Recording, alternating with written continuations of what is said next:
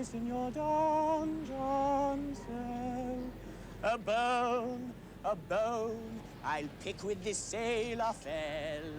Let him be shown at once to his dungeon cell. We'll hear no tone of the maiden he loves so well.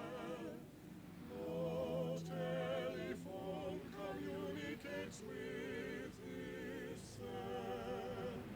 But when is known the secret I have to tell, wide will be thrown the doors of his dungeon cell. He'll hear no tone of her he loves so well. Oh, cry wonder, he goes to a dungeon,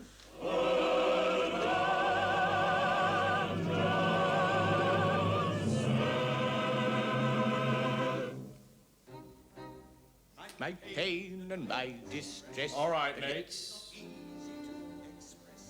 They're doing all right, thank you very much. We're trying to concentrate here. Sorry, sir, I didn't know you were doing your sums. Sums? Do you hear that, Alison? Sums. No wonder I'm going grey. 7 years in this academic hothouse and he still calls them sums.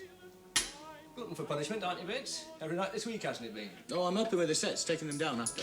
Bet you'd rather be up there singing, eh? I would. They could do with a bit of help by the sound of it. Tenors are a bit thin this year, aren't they? We've managed 25 years without you, Bates. Amazing, though it may seem. Just ask the audience. Packed, is it? Capacity, all 3 nights. Now, hop it. Go on, we've work to do. Oh, by the way, the head's wife wants to see you. She'll be on the back row. Yes, sir. See you at the party after it. Great, if we finish touching up the takings. Right. If you get into trouble, just give us a shout. Hop it! What you call stage struck, isn't he, sir?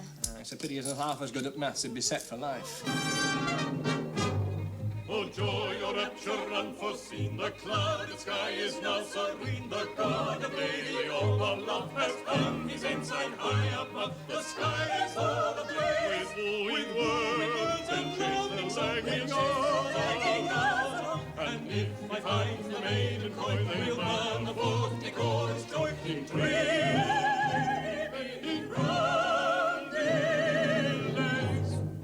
he's the captain of the Pinafore, and a right good captain too.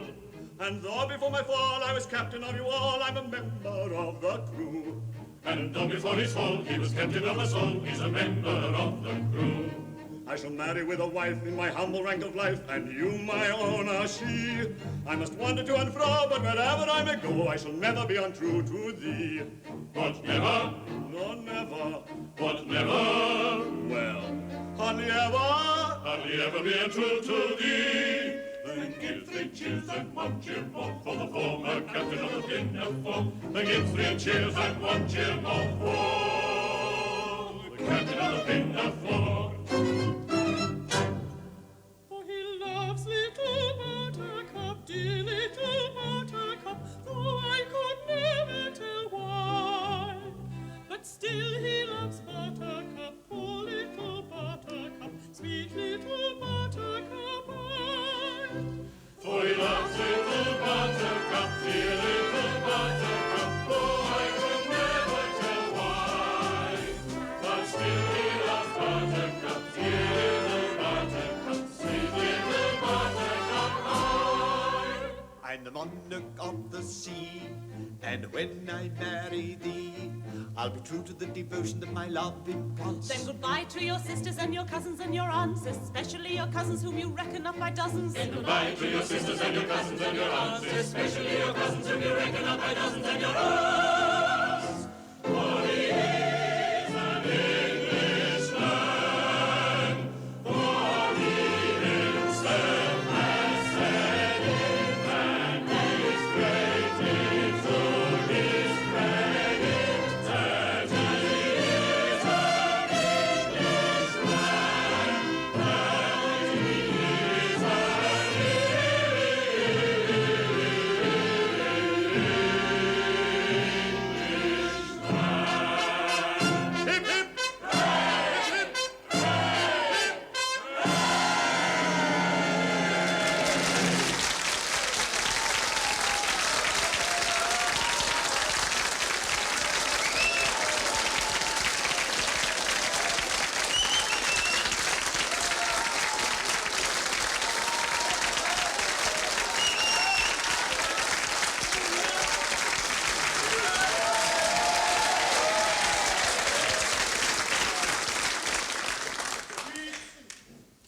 Mr. Chairman of the Council, Mrs. Pimlet, school governors, friends, ladies and gentlemen, boys and girls.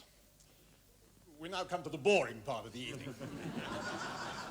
Nevertheless, it's a duty which gives me increasing pleasure every year, that of thanking the cast on your behalf for a wonderful night's entertainment.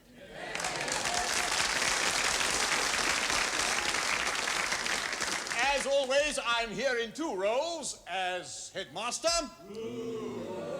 and as producer. First, as the skipper. Looking around the stage tonight, I feel intensely proud in the knowledge that all these extremely talented people feel such an affection for their old school that they give so much time and energy to their old Students' Association and in particular to the Gilbert and Sullivan Society. As producer, I can only thank them most profoundly for all the really hard work they put in over the last few months.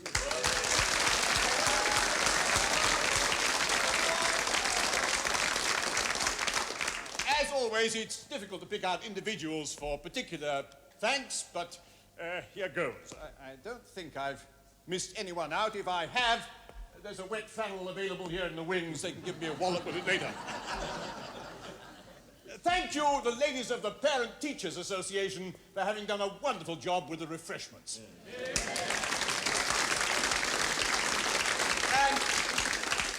And again, our special thanks to Mrs. Matthews for organizing the costumes.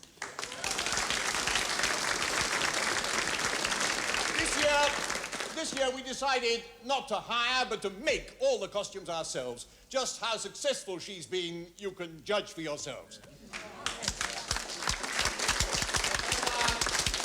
As our stage manager, we had, as always, ever faithful, ever resourceful, Mr. Murray. Every year You'll be in trouble with your husband. Never, I can quote him verbatim. It says the same thing every year.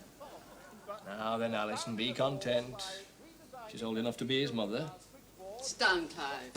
It's after school hours. We're here as equals. How old are you? 18, just. Old enough, then. For what? To have a sherry. It's not Christmas, is it? No, but let's pretend it is. Head's going down well. What you might call a captive audience.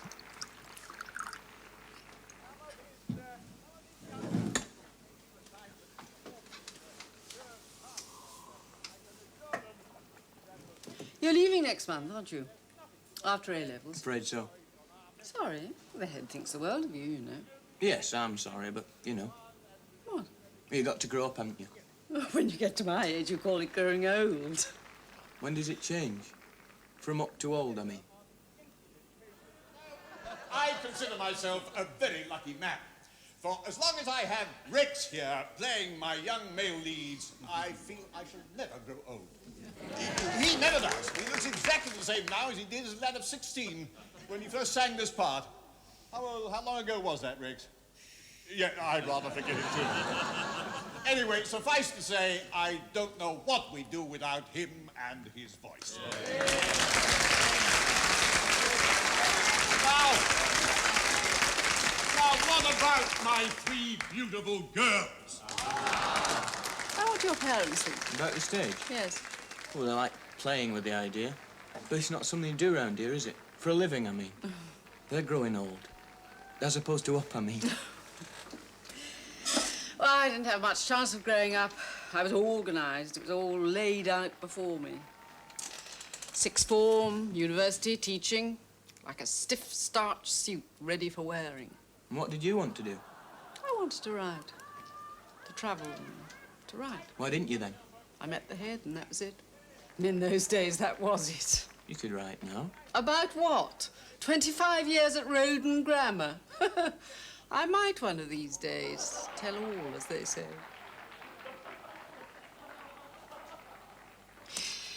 So, no stage for the moment. What's it to be, then? I'm going to write. Weddings, funerals, amateur dramatics. Reporter, local rag. Marvellous. That means you'll be based at home. We're doing Yeoman next. It's our Silver Jubilee production. Clive, you'd make a wonderful Jack Point. And finally, to a man without whose enthusiasm and sheer Savoyardian expertise this society could never have existed.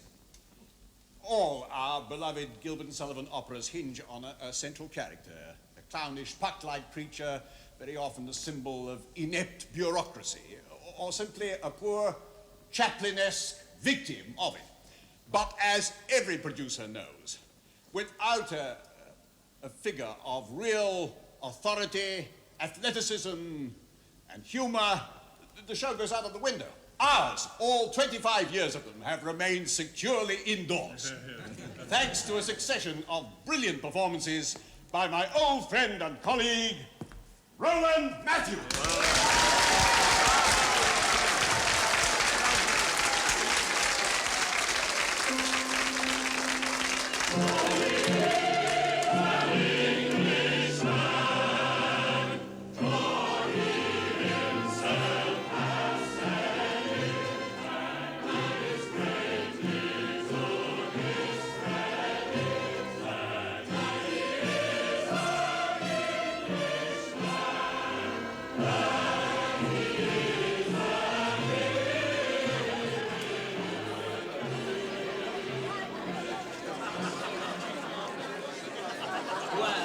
Done, Rowland. Hey, you got your mouth round that one tonight, eh? You must have had your mother's teeth in. My own, Rex, my own, everyone intact. You know, it beats me how you keep it up.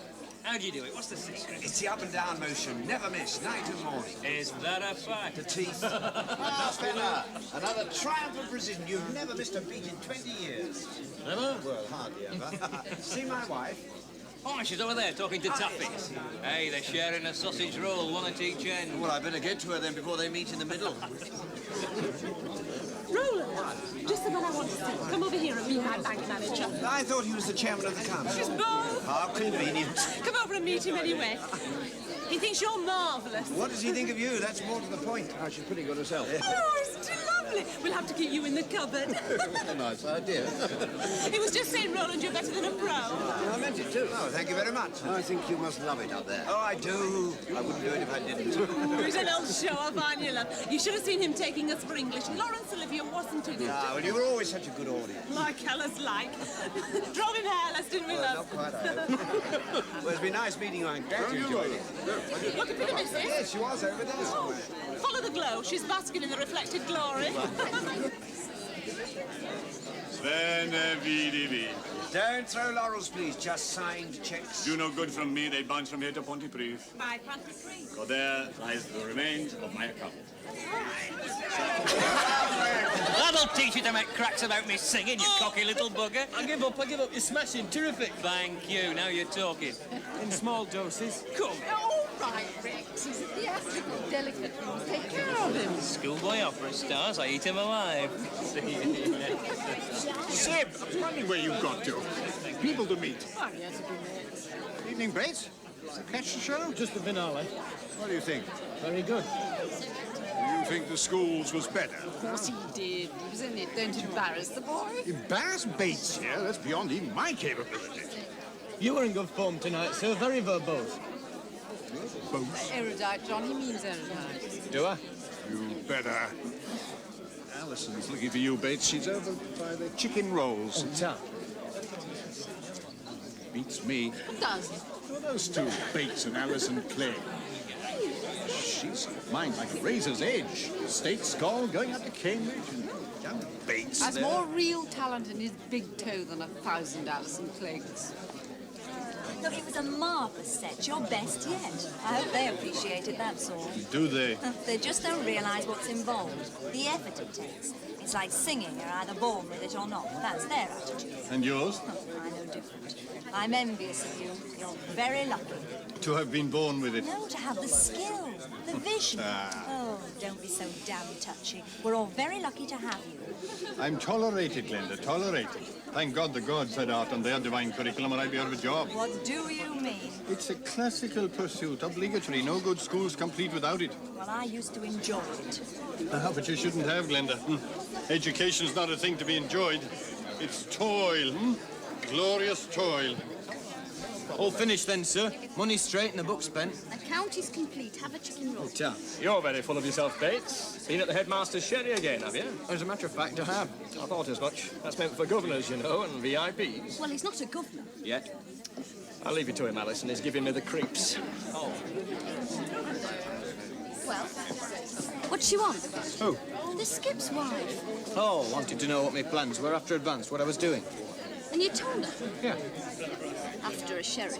After a sherry, I'd have told her anything. Well, what do you want to know for? She's Dad's wife. She takes an interest in all his pupils. I bet, especially the sixth form boys. Well, She had a proposition to make. For after I've left school. She wants me to play the lead in the next production. Silver Jubilee production, Yeoman of the Guard. It's Jack Point, the best part Gilbert ever wrote. Quiet. Quiet, please. Quiet, quiet. Ladies and gentlemen. Quiet, please. Fellow Savoyards, and I feel we are all Savoyards, regardless of rank. As the elder statesman of this society, I now call upon our chairman and musical director, Mr. Fenner Hawkes, LRCM, to address you. Ladies and gentlemen, it's now my pleasant duty to present Mr. John Richardson, our esteemed producer, with the traditional token of our gratitude. In turn, it's his duty to assume the equally traditional aspect of utter surprise that I'm doing. So, thank you. Let the ceremony commence.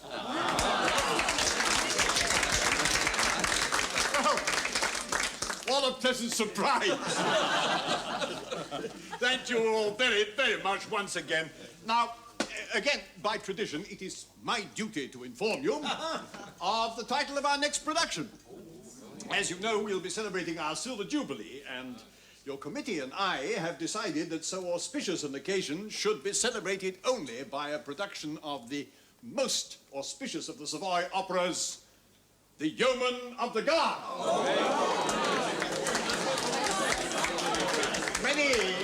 Many societies shy from attempting yeoman. Not only is it musically demanding, but dramatically so as well. So much as to strain the resources of all but the most endowed company. Your committee and I feel, without any possible shadow of doubt whatever, that we are such a company. Ladies and gentlemen of the Rowland Grammar School Old Students Association, Gilbert and Sullivan Society, gird your loins, lungs, and whatever else you choose to gird. For in 6 months' time, on November the 1st, 2nd, and 3rd, 1973, we shall present The Merry Man and His Maid, The Yeoman of the Guard.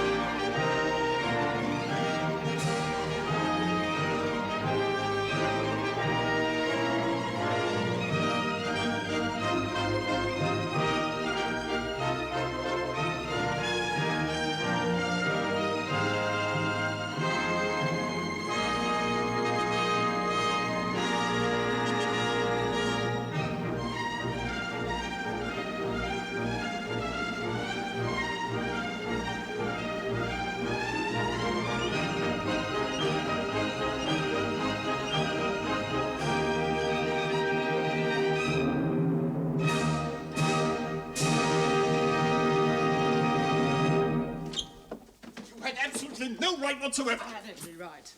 Under what pretext? Under no pretext. As your wife, I have no need of a pretext. Oh, I see. You feel that gives you the right to make my decisions for me. The right to share in them. I demand that, at least. My God, I'm given little else. I suppose I should feel flattered that you even bothered to inform me after the event. Stop being so bloody melodramatic, John. This isn't a Gilbertian situation we're in now. Well, it's fast becoming one. Perhaps I might know in advance what I'm going to tell the boy. Tell him you'd like him to play the part, of course. Well, that's just it. I'm sorry, but I'm afraid I wouldn't. You what? Oh, don't be such a fool. He'd be marvellous. He's perfect casting. Of course he would. He's ideal. Perfect Jack point. Well?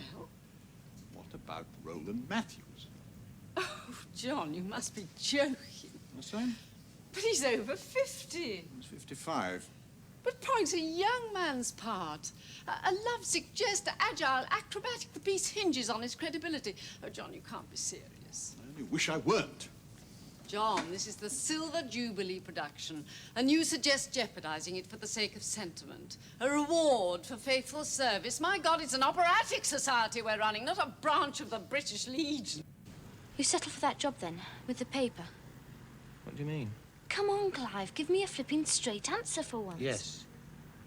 I think so. You think so? And what about your acting? I've told you I'm doing Jack Point. Look, stop it. Stop avoiding me, running away, hiding like a baby. I'm asking you grown-up questions. Give me some grown-up answers. What about the stage? Well, Rowland just hasn't got the voice. You must know that. Of course I do. But I also know Rowland Matthews. He lives for the society. It's his whole life.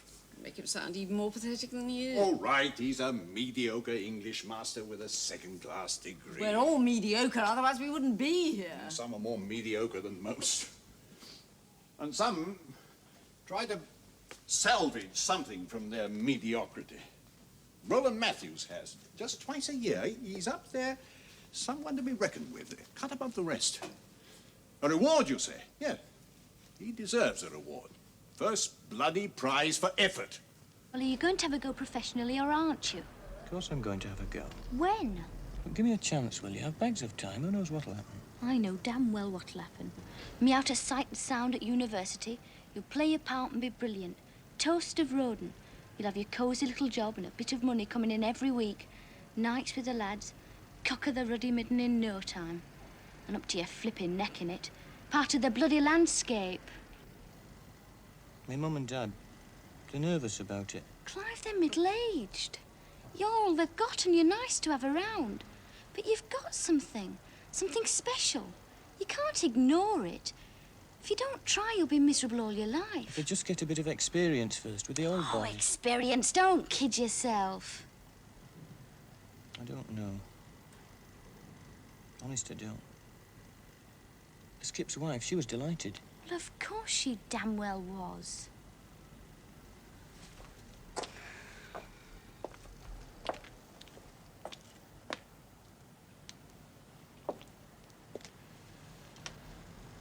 She's ploughing you back into the land.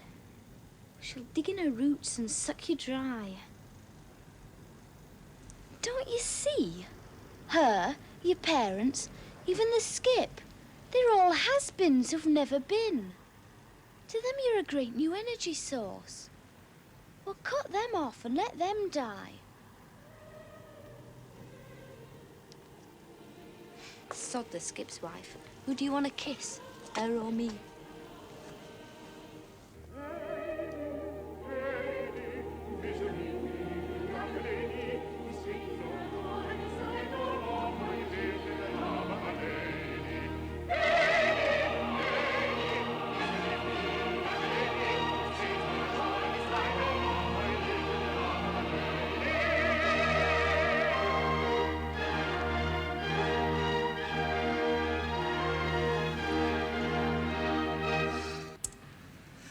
Jack Point. Please? Oh, I was beginning to think it would never happen. You know, Helen, I just can't imagine a life without that music.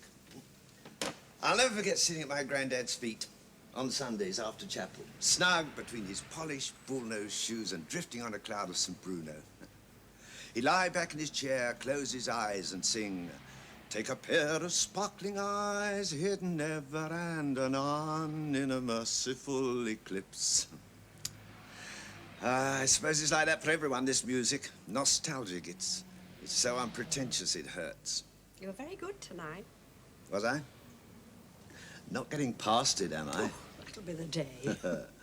You'll tell me when I am, won't you? I'd rather die first. How about a nightcap? Act 2. The same, by moonlight. John, have you ever wanted to be anything else? How do you mean? Other than what you are. To do anything beside teach? No. No, I don't believe I have. How nice of you. You said in your speech on the stage tonight... No, you caught some of it, did you? The part that mattered. Which part was that? You said you were proud of all those people who'd returned, who felt loyal enough to their old school to come back for you and sing for you in the operas. Yeah. Well? I just wondered if it was healthy, that's all. Well, my pride or their loyalty? Both. But I did feel proud. And comforted and grateful. It is gratifying to be able to witness the fruits of one's labor. But is it desirable? What do you mean? Did you feel that to hear their tales of distant triumphs would be even more gratifying? Well, I like both. We can't all be pioneers. It's a sad truth that for most of us there comes a time when life stops and turns back on itself. It happened to us when we first came here 25 years ago. With Bertrand Russell, it never happened. But with those on the stage tonight, it came when they left the school. Admission of failure, don't you think? On their part? No, ours. Shouldn't we have been able to give them something more? Possibly. But it's happened. And now they return for warmth and succor. Who am I to turn them away? Especially as the succor's reciprocal. Inconvenient.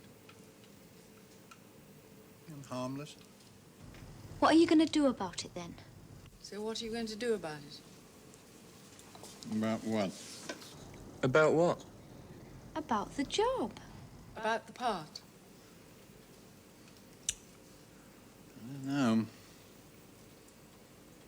I think about it for a few weeks. Let the dust settle and let the committee decide.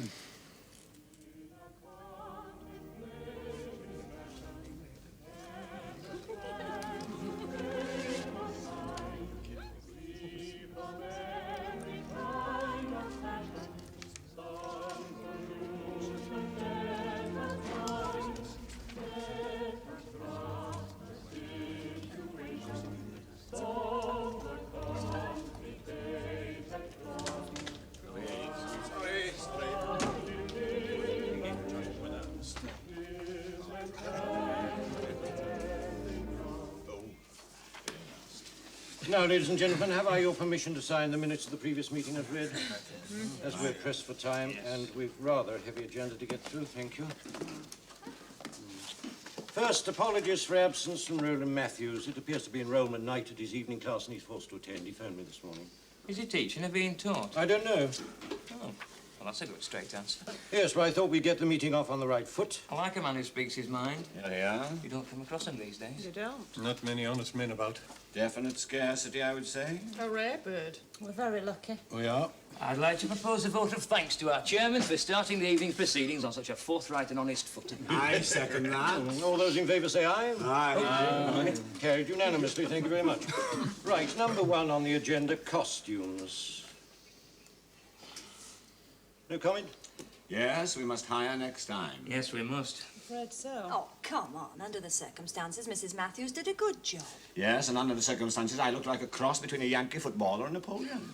Which bit was the footballer? Shoulder. Napoleon. The sex appeal. Oh, I like it, I like it. You're telling me. You getting all this down, Glenda? Oh, through the chair, please, through the chair. Now, that's a novel idea.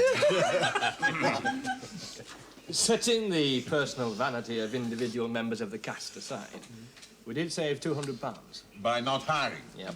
Well, that's a lot of money. It is. I still looked like Napoleon. Playing quarterback. You sang like a quarterback.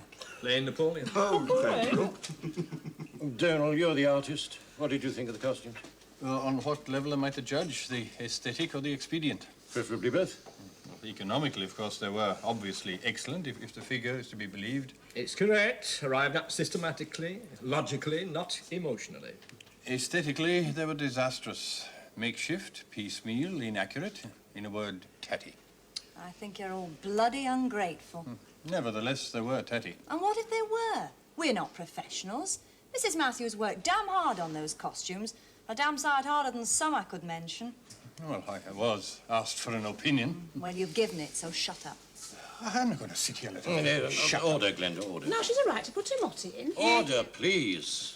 3 pints of bitter, a pint of mild, a glass of lager, and what's yours, Glenda? Oh, shut up, Rex. Sit down, Rex. Ladies and gentlemen, we've a lot to get through. Mr. Richardson, as producer, what do you think?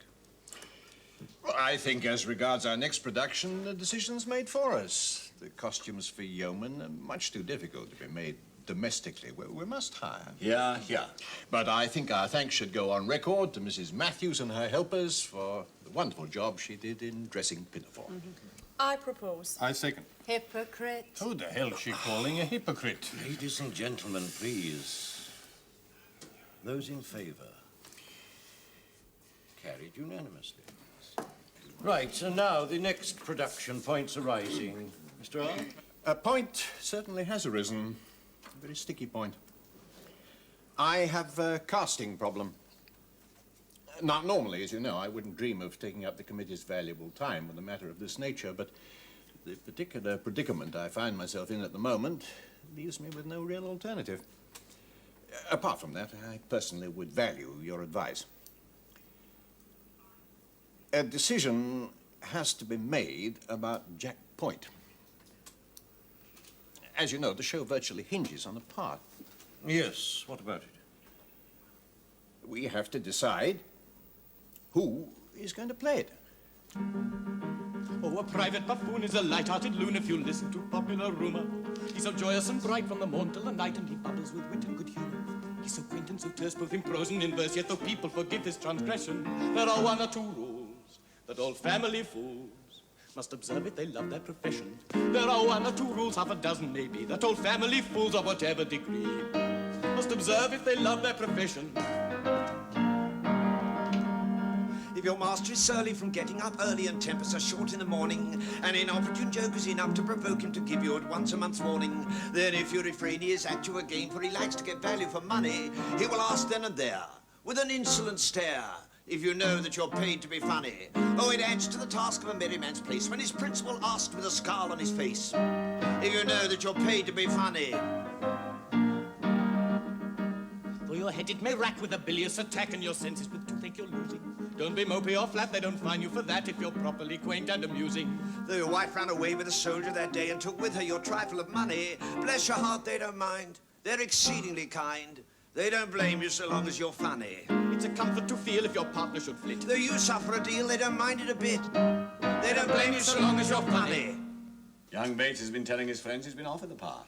Says he's been told he is tailor-made for it. Yes, too. Has he been offered the part? Not by me, no. By whom, then? Indirectly, by my wife. She's long been a fan of the boys, as indeed we all have. In performance, at least. Only, not at least. Well, in the school productions, he's proved himself to be an extremely talented young man. My wife assesses him even higher. She feels he's potentially of professional caliber. That's for sure.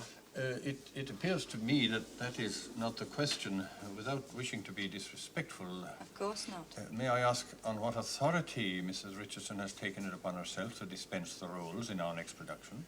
None. She had no authority. I told her so. Has she mentioned any other parts to anyone? No.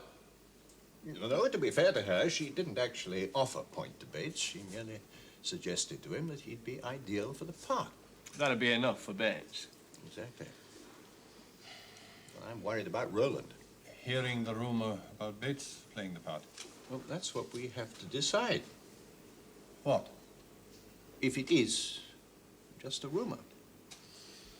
My God, you wouldn't do it. I'm asking the committee. There's damn well nothing to ask. That man has given his life to this school and to the society. He lives for the operas. Oh, come off it, Glenda. Have you ever been to his home? Seen what it means to him? It's steeped in G&S. Pictures on the wall, programs, scores sky high, records. Oh, come on. We all know what Rowland's like. Oh, Glenda. you do you? That man found my voice when I was 14, coaxed it from me, gave it air, opened a whole new world to me. He's played more bloody parts than the whole of this bloody committee put together 10 times over and 10 times better. How dare you suggest he should be replaced? Nobody's suggesting anything, Glenda. Of course you damn well are. You're suggesting that a schoolboy should be shipped in to play a part that Rowland Matthews has been waiting all his life to play. Well, you can all go to hell. If Rowland's out, then so am I. It seems to me that, however emotionally involved some of us may be, the question we have to decide is who, for the good of the production and ultimately the health of the society, would best play the part. I agree with Mr. Faulkner here. We want the best show we can get. The society's bigger than any individual. The society is individuals. We're all individuals. Mr. Richardson here asked me specifically to call this meeting tonight because he knew that Rowland would not be able to attend. He hoped that we would be able to discuss the matter sensibly, rationally, and compassionately. As with Rowland, music's been my life. Had I had my wish as a young man, it would have been my whole life, my profession. But as our treasurer, Mr. Faulkner here, so often points out, we live in a world where bills have to be paid, and like most of us, I had to settle for less. What I'm trying to say is this. We're all members of this society, singers, musicians, helpers, stage staff, because we love not only the Gilbert and Sullivan operas, but because we love them, doing them together. Each doing his bit collectively to produce the most beautiful sound, the gayest spectacle, the happiest event for audience and performers alike that's within the bounds of our capability. In that, I believe we each individually achieve the greatest satisfaction. Mr. Richardson, in your opinion, who is best suited to play the part of Jack Point? Simply on a matter of age. Clive Bates? Then I suggest that the young man is officially offered the part. Have I a proposer? Seconder? All those in favour? Those against? Carried by a majority of 6 to 2. And who's going to carry the good news to Rowland? I will, if he hasn't already guessed. He hasn't. He was telling me this morning how excited he was. Any other business? Yes, tenors. We were very thin in Pinafore. Can I ask you to keep your ears pricked for any likely recruits? Anybody, not just past student. Anybody. We're really desperate. Right, you asked for it. Any other business? Right, I declare the meeting closed. As this is the last before we begin on yeoman at the end of August, have a nice holiday, everyone. And you, Matt, give us a lift. Oh, look. Take to your room. Bye, love. Have a good holiday. Good night. You can have a beer. You want to lift home, Glenn? No, thanks. I'd rather walk. Can you spare me a sec, Rex? In my room. Where are you? You're an incurable romantic, Linda. Am I? Why did you vote for Rowland? I'm a luxury like him, professionally and socially. If I cease to be of use, if some mini Michelangelo should emerge from the gloom of the remove, I'd be the next to go. Only unlike Rowland, I'll have beaten them to it. What do you mean? After deeds seen done tonight, they can stick their yeoman. Donald has painted his last portcullis. We're going to be short of men this year, Rex. Yeoman's very heavy on men. You know any likely lads? I'll keep my ears open, aye. What about the old boys? What about them? Well, you're the captain, aren't you? Lean on them. The rugger lads? Rugger lads. Make a fine bunch of yeomen, that pack of yours. Can they sing? Not your kind of song, they can't, no. Well, you can. I'm balmy, aren't I? Are doing well, the club? Oh, marvellous, yeah. We're running 3 teams now, you know, and the Colts. Booming. Bit difficult, isn't it? Only one pitch. Oh, well, the third and the Colts always play away. We're looking round, though.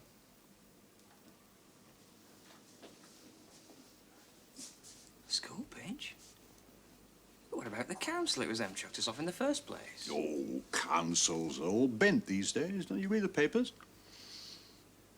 You find me the singers, I'll find you the pitch. How many do you want? As many as you can muster. Let's see, we finish A-levels next Thursday, sports day next week, break up the week after that, July the 20th. How about the following Monday, the 23rd, in the hall, 8 o'clock? Well, it's close season, but I can ring round. That'll do, aye.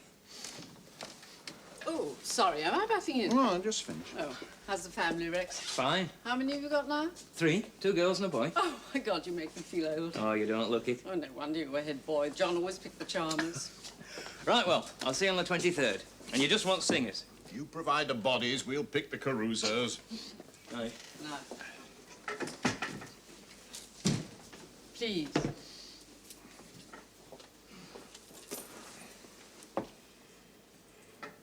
Well? It's Bates. They chose young Bates. Please? I am, and I'm not. I've got to tell Matthews he's got the chop.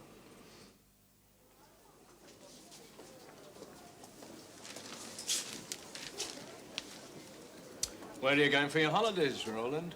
Lakes, Little Langdale. My God, you're spreading your wings, aren't you? It's been Ambleside the last 10 years, hasn't it? Now you're moving 2 whole valleys.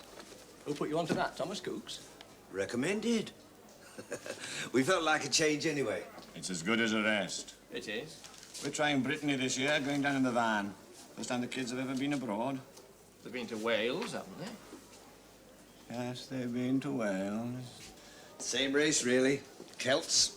Brittany, South Wales, Cornwall, coast of Ireland, all the same stock. Washed up by the tide, eh? Flotsam. It's a good job I'm a gentleman, or I'd tell you 2 English bastards what to do with your bloody country. Sod it! Yeah. Smudged it. No, I just give him 1A Williams, an excellent for Latin. Is he? No, he's bloody hopeless. He's one of these lucky lads with no academic future. He'll end up making a fortune selling firewood. What kind of plaint have I? Who perish in July? Who perish Cheer up, Rowland. What's all about this about perishing? And in July as well. We break up today, man. 7 long, lazy weeks with nothing to do and no money to do it with. And you're singing about perishing. What's the matter? Had a premonition or something? It's from the Yeoman. We've been playing it over. The recording, getting the feel of it. Oh, I can't get it out of my head. Is life a boon? If so, it must. Oh, we're taking a couple of weeks down south to see a few shows. D'Oyly Cart. Pick up a few hints. Come! Just popped in to say goodbye. Oh, yes. Bates, you're leaving today, aren't you? Yes, sir. Sorry about the maths, sir. Thanks for trying. Oh, that's all right, Bates. The awesome world of logic will trundle on without you. Goodbye, sir. When in Rome, talk like the Romans do, eh? Italian? Yes, point taken. Goodbye, Clive. Best of luck. Goodbye, Mr. James. Cheerio, Mr. Matthews. Bye, Bates. Don't forget to pop in and see us and keep up the singing. Oh, I am. I'm going to... Anytime you need a bit of advice, we'll be here. Feel free.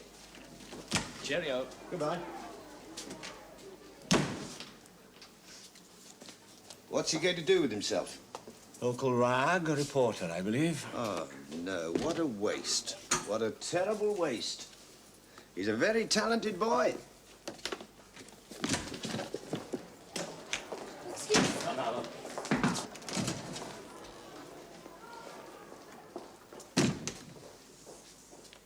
You haven't told him?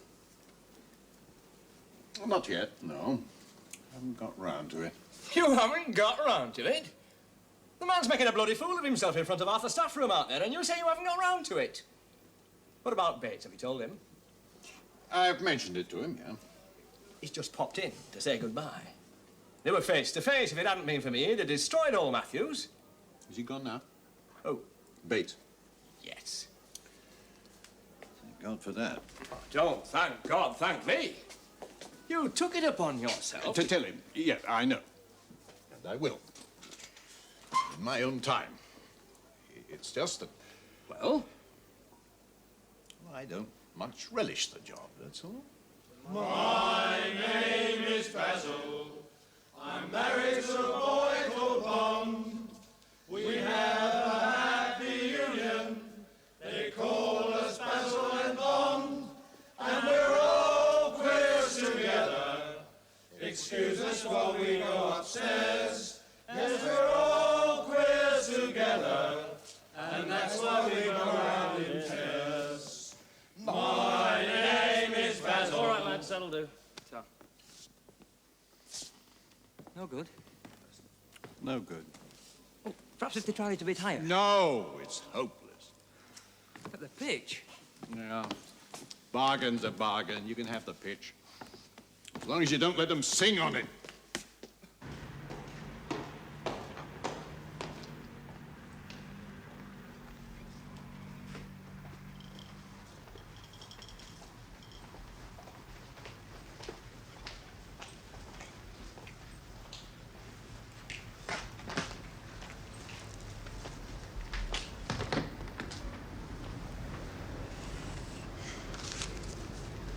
Give it a few minutes yet.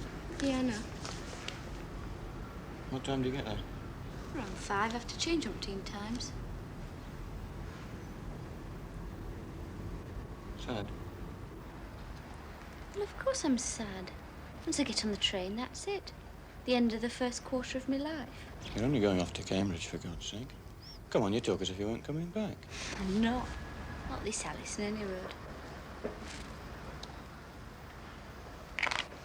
I was reading the other day, in one of the Sundays, that Joan Baker, she went up to Cambridge with her northern voice. Said she felt like a hick. So she went in the lav and came out talking posh. I'm not that daft, but I'm not stupid either. Something will happen to me down there. I don't know how I'll change, but I will. Why? Why the hell should you? Because I'm not yet ready for mothballs. John, come in, sit down. I'll get Helen to pop the kettle on. It's John, pet. Pop the kettle on, will you? Oh, I could do with a cup of tea myself. She's got me mowing the lawn again. First sign of a daisy, and she packs me up to chop its head off.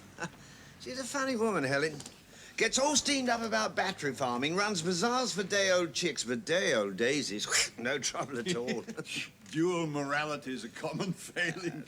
Do-gooders, they're all the same. They all pick and choose what to shout about. What are you shouting about? We're talking about lawn mowing. Oh, don't talk to him about lawn mowing. He'd be happy with the Rossendale Forest out there. The Rossendale Forest is a range of hills. Yes, I know. That's what I mean. When you finish the mowing, you can give it a roll.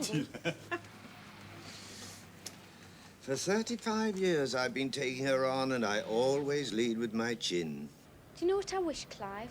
What? I wish I could leave one foot behind, steady, till I'm sure of the next step. But I can't. And I'm glad I can't. It would make a fraud of the whole adventure. Look at the town, Clive. It's been good to us, hasn't it? We've had some fun in those streets. There's the old bottle works yard where we had the giant bonfire. And the firemen came and we booed them off. Do you remember you walked me home down Beckett's Cut and you touched my breast and I thought the end of the world had come? Those memories, they're good, solid memories. That's all they are. And am I really going to leave you behind? 3 months, it'll flash past. Be Christmas in no time. It is.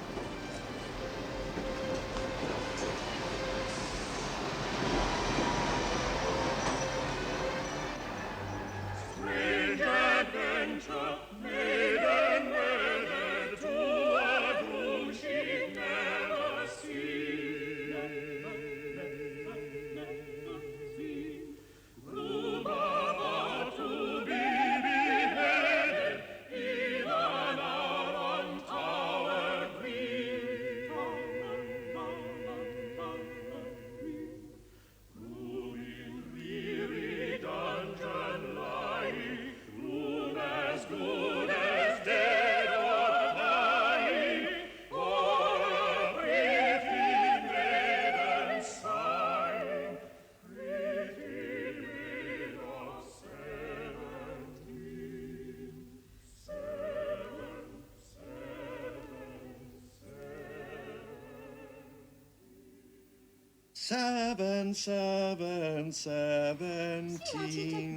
You think they're well survived on a diet of Gilbert and blinking Sullivan? It could do worse. Cheer up, Helen. Might have been pigeons. Yes, it's less messy and it's kept him off the drink. Oh, Methodist Sunday School did have nothing to do with my singing. That drove me to drink instead. See what I mean? Well, I'll leave you two layabouts to it. I got work to do. You should join Women's Lib. I'm 30 years too late, or I would. Yes, you would too. You know, John, we're very lucky, you and I. Our wives. Oh, life would be pretty boring without Helen. Yeah. Well, John, what can I do for you? Well, Rowland, I want to talk to you about Yeoman.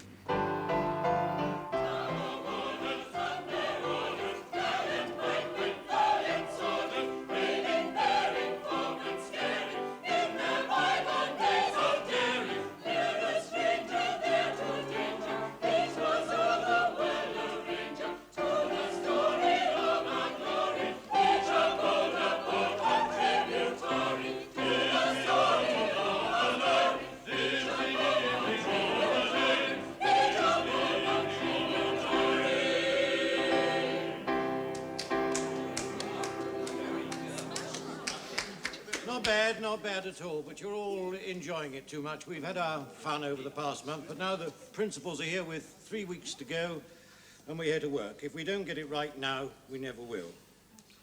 We'll fall into bad habits, won't we, Mr. Barker?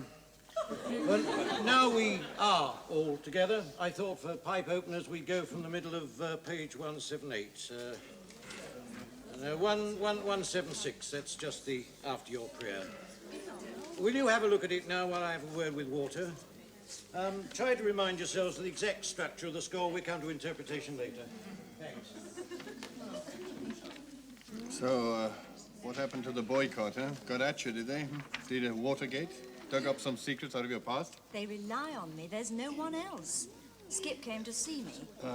Rob him of his soprano and he's capable of anything. You're a fine one to talk. I hear you've had the brushes out again. Your moral protest didn't last long. Hot air's my natural medium, Glenda. Hadn't you noticed?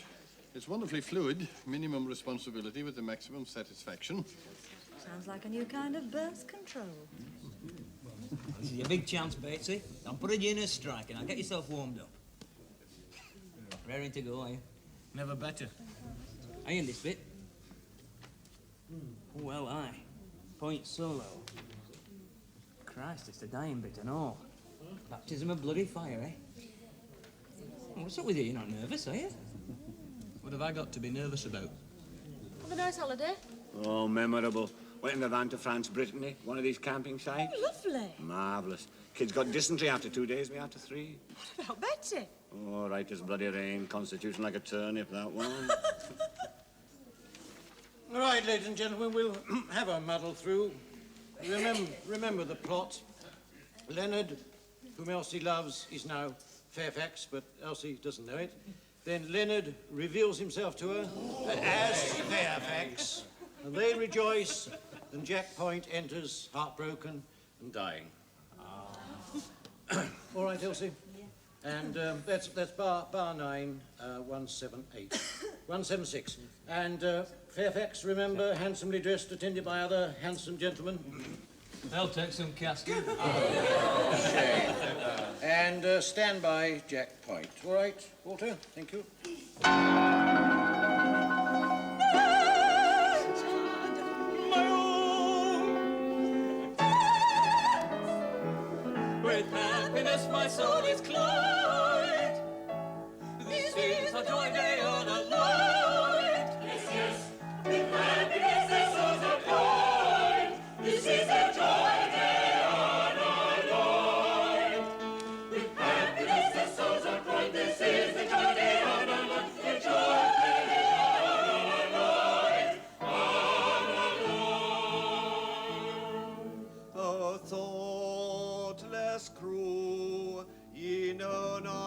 what ye do, attend to me and shed a tear or two, for I have a song to sing, oh. Sing me your song,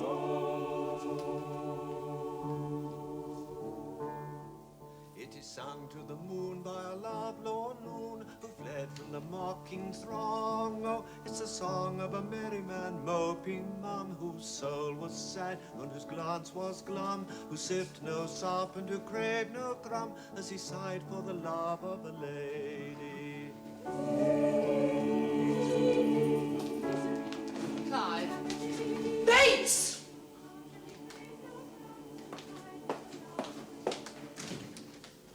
Come into the study. I want a word with you, please.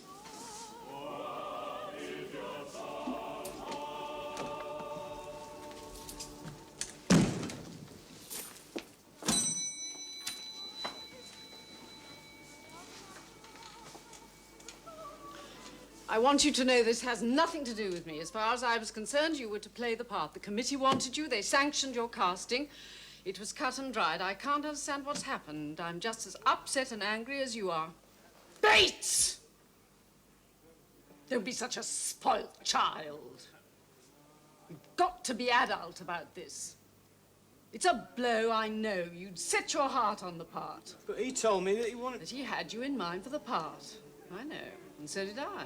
I still feel you're the right choice. But it's Matthews out there. Yes, it's Mr. Matthews out there singing.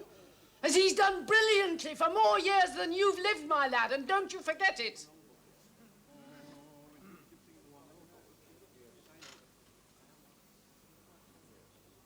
Clive, you've to decide calmly, pushing all your bitterness and disappointment aside, do you want to sing with us or not? For if you walk out now, there'll be no coming back. They'll never forgive you. And they need you. They all need you. Without you, I can't conceive a future for them or for the society. I mean it. You have a very special talent. You hear that? That's a swan song you're listening to. Next year, let's make it a debut, shall we? A triumphant one? Okay?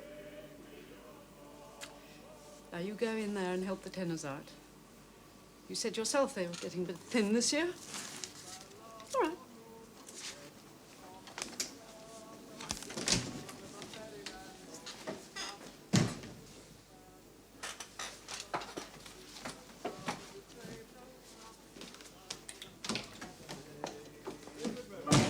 Mr. Faulkner? Yeah? Can I borrow Rachel for a second? Certainly.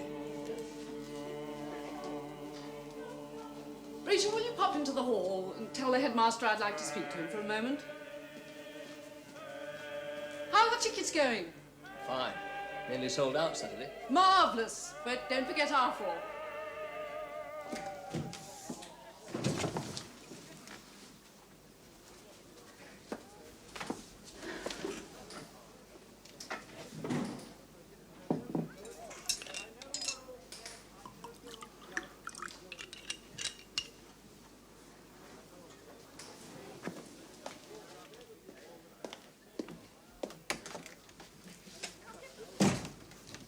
Now, before you start, I know it's hard on the boy, bitterly hard. Must be very bad about it. But I just couldn't find it in myself to tell Rowland. I tried. I had every intention. Even this evening, I had every intention. You're a despicable coward. I know. I know what you think. How it looks to you. To all of them out there, but I was the one who had it to do. And when the crunch came, I hadn't the resources. Nothing can change that. It's happened. The decision's been made. That's all there is to it. Rowland sings point and Bates sings chorus. He's young. He'll get over it. He'll have his chance. Rowland Matthews might well have been destroyed. You know something, John? the 25 years we festered in this godforsaken hole, in this godforsaken school with these godforsaken people, I've had one crumb of comfort to cling to, one single note of moral sustenance on which to justify our existence, that you actually belonged here. That however stupefyingly boring and stultifyingly tedious and eternally fossilizing it was to me, you actually found fulfillment here. As king of this corny little castle, I thought you were content. I now find I was wrong. You simply hadn't the guts to grab for anything more. I'd better get back. There are a few people coming back for coffee. I'll need to get it ready. Sib. Clive Bates. He's a lot to do with his life. Plenty to give. Let him go. Let him get on with it.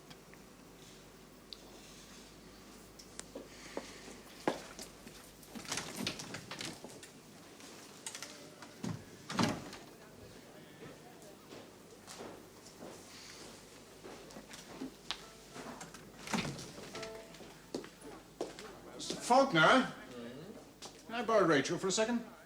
Certainly.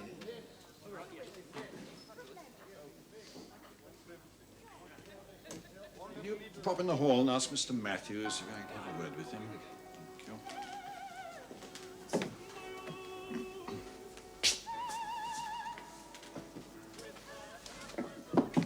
you. You wanted to see me, John? Yes, come in, Rowland. Sit down. You don't. No, thanks, sir. Rowland, there's been some controversy within the society about you playing point. I want to tell you about it myself before the old scandal machine gets rolling. There was a lobby for young Bates to play the part. Quite a powerful lobby.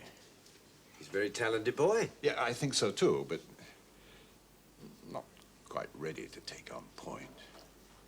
He's young. It's really a young man's part. Too young. It is our Silver Jubilee production. We needed your experience. No, it's just that... Next year, you feel he deserves a chance. Yes, I understand that. And how long has this been going on, this debate into the state of my preservation? Since Pinafore. And you chose not to involve me. But the decision didn't involve you or Bates. I see. You know, John, after 25 years, it hurts to be emotionally classed with a schoolboy. You did prefer me, John, to Bates. I should hate to be patronized on stage as well as off it. I preferred you.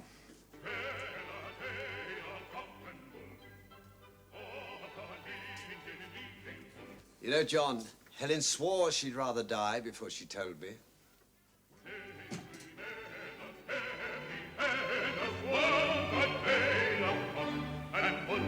What's going on there, Rowland? 5 Downing Street over there. Cabinet decisions. Everything all right, then? Fine. What a tale of cock, what a tale of bull, what a tale of cock, what a tale of bull, what a tale of cock and bull, cock and bull, cock and bull, penny pen, just one tale of cock and bull.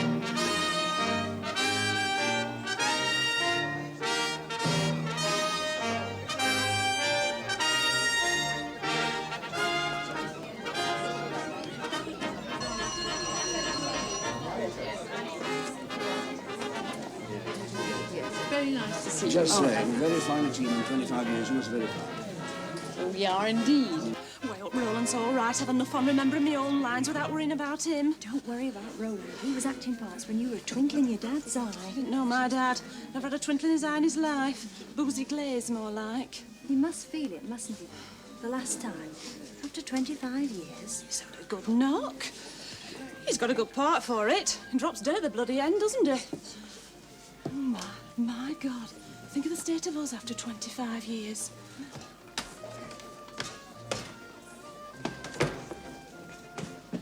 Wonderful set, Donald. Never cease to amaze me. There's a 50 tins of school paint. Glad you like it. When the show's over, I'll sign it, have it framed. You can hang it in your study. Nervous?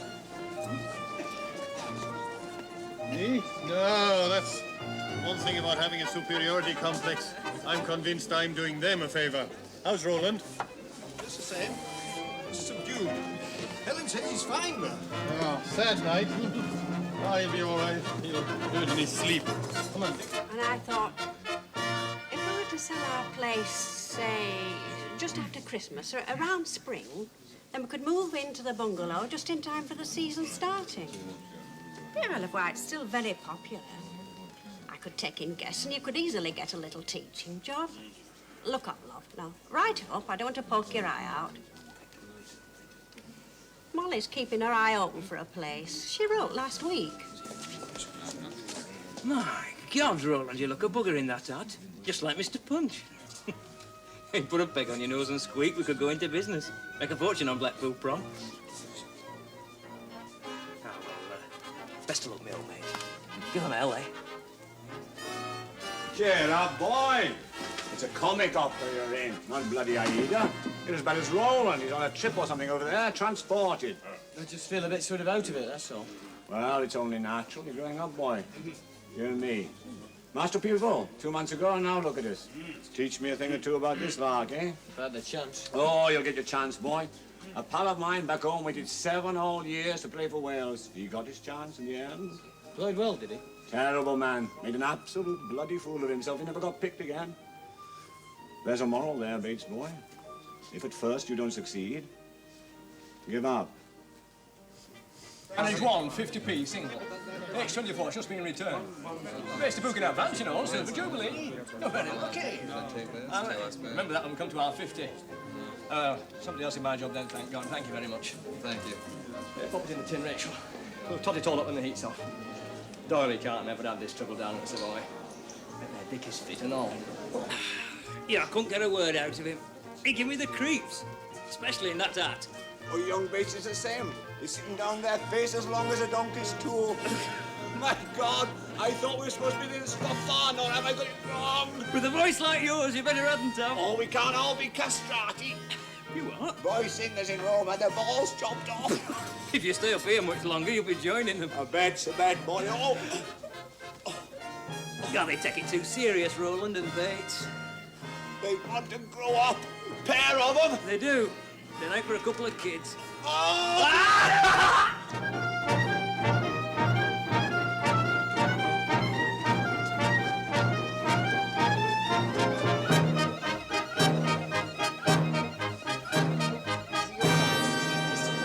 Are you worried? No, but I shan't be sorry to see you early.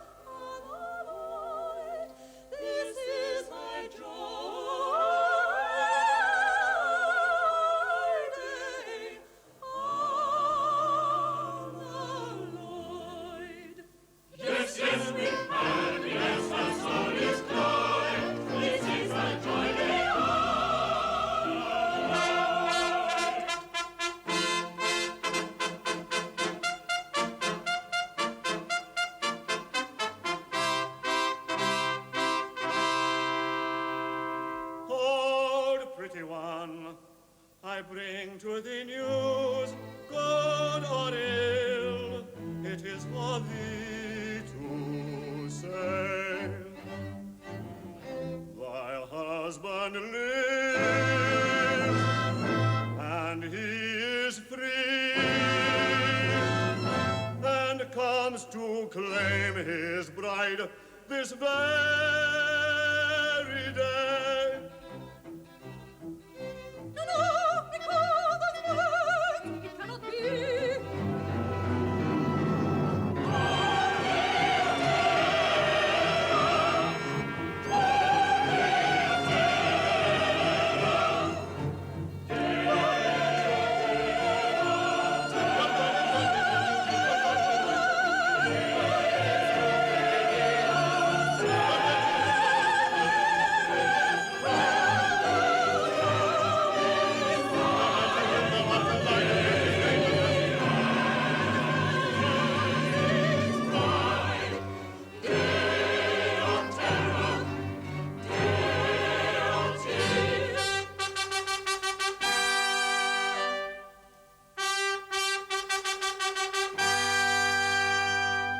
All thought of Leonard Merrill set aside, thou art mine own, I claim thee as my bride. Thou art his own, as he claims thee as his bride. A suppliant at thy feet I fall, thine heart will yield to pity's call. Mine is a heart of massive rock, unmoved by sentimental shock. My husband he. Leonard, my loved one, come to me. They bear me hence away, but though they take me far from thee, my heart is thine forever. My bruised heart, my broken heart is thine, my own forever. Is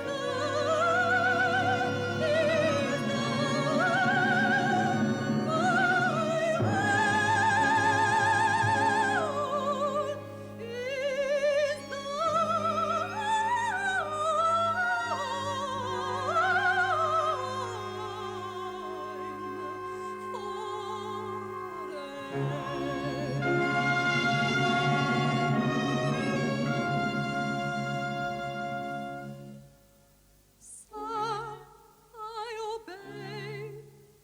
I am thy bride. Whate'er the fate of thy same, the same that placed me in thy power, would I had died. Sir, I obey. I am thy bride.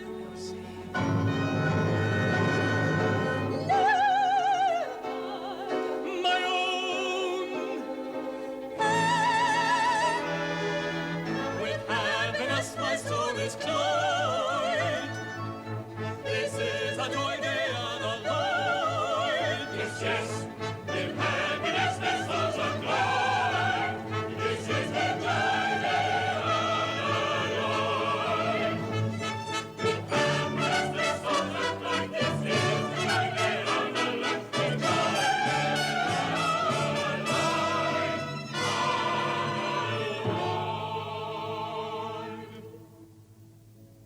O thoughtless crew, ye know not what ye do.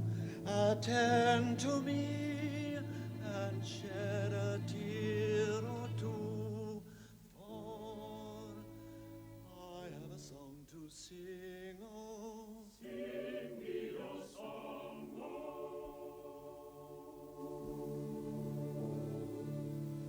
It is sung to the moon by a lovelorn loon who fled from the mocking throng. Oh, it's the song of a merry man moping mum, whose soul was sad and whose glance was glum, who sipped no sop and who craved no crumb, as he sighed for the love of a lady.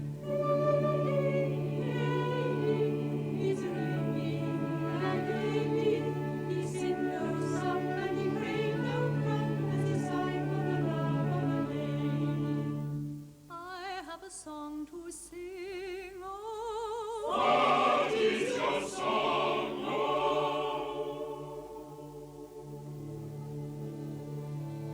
It is sung with the ring of a song's made sing, who love with a love lifelong, oh. It's a song